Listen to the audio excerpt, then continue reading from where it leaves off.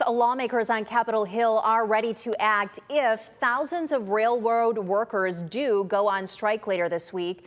The Labor Secretary met railroad executives and union leaders in D.C. this morning. Several major workers' unions are demanding better working conditions, including sick time. The last railroad strike happened 30 years ago, and the impacts were so severe that Congress intervened to ban strikes and lockouts after just 3 days. A local supply chain expert says a strike could have serious ramifications for Ohio if it happens.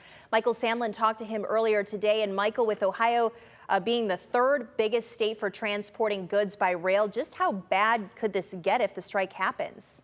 Well, Melissa, it means that if this strike does happen, we would be one of the first states to feel it. Just how bad things would be is entirely dependent on how long the strike lasts. If it's just a day or two, folks won't notice much of a difference. But if the strike goes a week or longer, it could have serious repercussions on the American economy.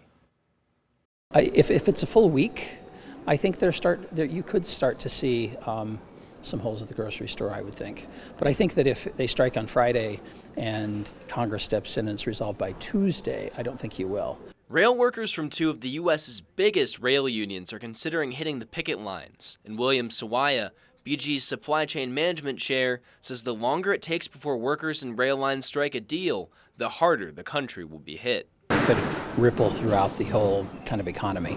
They transport a little bit of everything in containers, especially from overseas, so those things obviously could be impacted.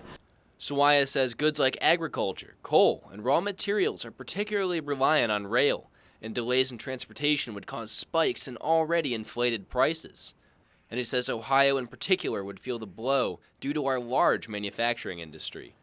And because we have such a big manufacturing base, if we're not able to get raw materials, that has a potential to disproportionately affect workers in Ohio. But I think that only happens again if this lasts for more than a few days.